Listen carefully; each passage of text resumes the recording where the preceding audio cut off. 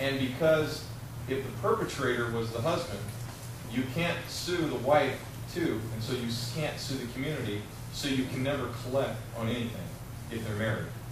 Now, if they're not married, you could go after the perpetrator who did it if they meet the qualifications. That's giving people, I mean, I know that domestic violence is huge, but it's also giving people that are looking for a way out of their lease, a free ticket out of their lease. Anyone can go and file a restraining order. Now you're preaching to the choir. This is what I've been saying all this time. Now, two roommates, two guys at ASU. They don't want to pay the rent anymore. They hate it, so they go down. They get an order of protection, or in this case, it'd be an order of proving harassment. And they say that Fred hit me, and that's domestic violence. We live together. Because if you live together, or have been married together, or have a child together, you fall under domestic violence. So, do they get out of their lease? The answer is yes. Now, if they've done it falsely, the one who falsely did it is subject to 3 times damages.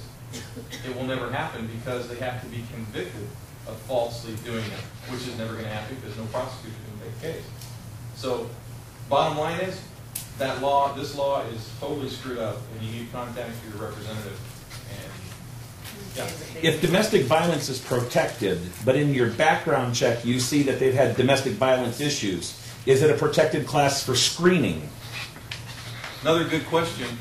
You have to be very careful with that. If you're seeing domestic violence, for instance, if you see an actual conviction for domestic violence, there is nothing in the statute that says that you cannot deny for that criminal offense. We don't care that it was domestic violence. What we care about is that it was a criminal offense.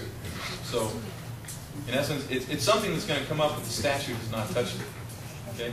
That is a synopsis of years of work on this issue. Okay? Anybody been in the Army? Anybody, a kid, an Army brat? Well, I'm a victim of domestic violence. My dad's in the Army. If you're a kid of someone in the Army, you are a victim of domestic violence. And so we used to run down, get in one car, and try to get to the police department before he got us. For me, it was loads of fun. I don't think my mom enjoyed it very much. So I understand all too much this issue of domestic violence, but we need to have the law changed. Right now, we're working on that roommate issue.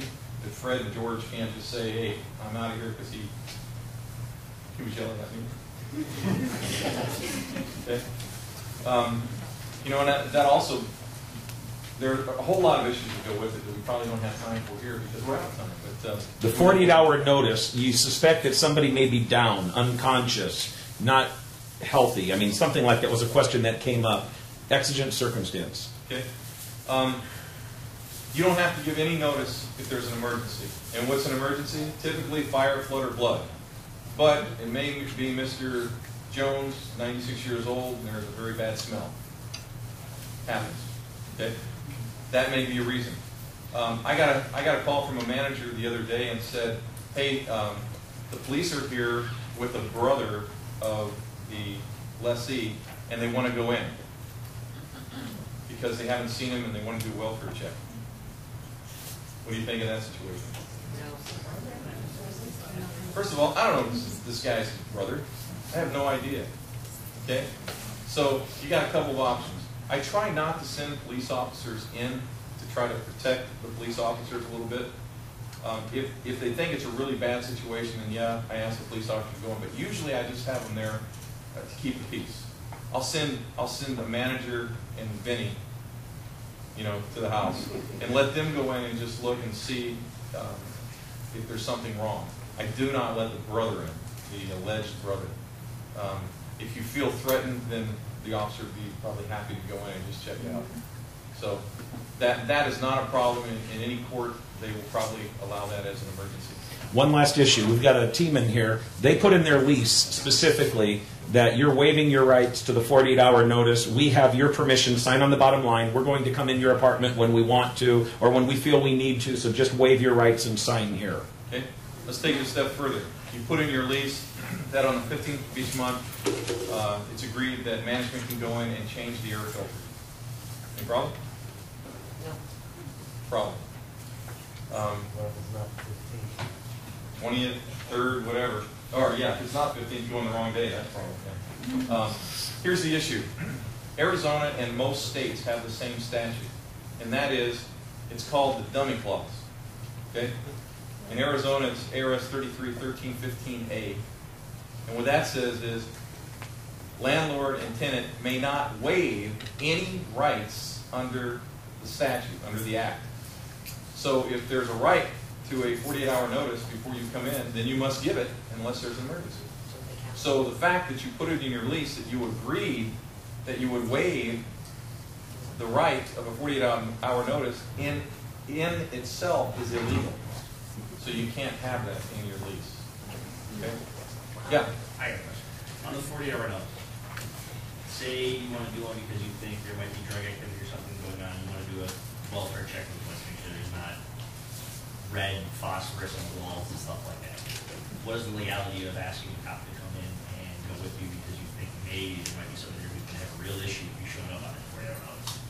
Unless you've got some yellow residue on the roof or something more, just to say I think there may be a meth lab inside is probably not going to cut it to go on an emergency basis. No, I'm not saying emergency, I'm talking about a 48-hour notice. If you give the 48-hour notice, that in those kind of cases, especially when it's a meth house, they have a tendency not to hide everything because they're crazy. And so they leave their pipes on the table, you know, they leave the big tomato plant growing, and all kinds of things. When you bring in the officer, obviously you want to avoid fruit of the poisonous tree because you have an illegal search and seizure. But my understanding and how most courts look at it, if manager has a right to go in, they can bring a police officer with them because now they have a right to be there. But if manager did not have the right and the officer comes in with them, then it's all fruit of the poisonous tree for the officer.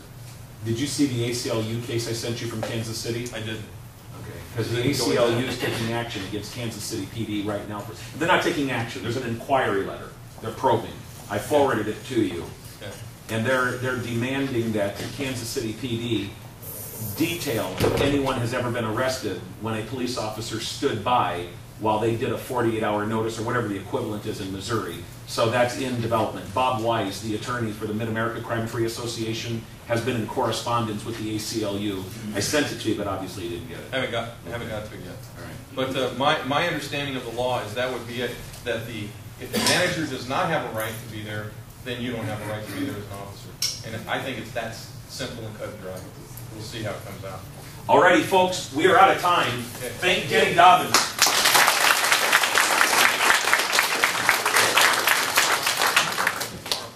Tonight, tomorrow, either way, whatever you like.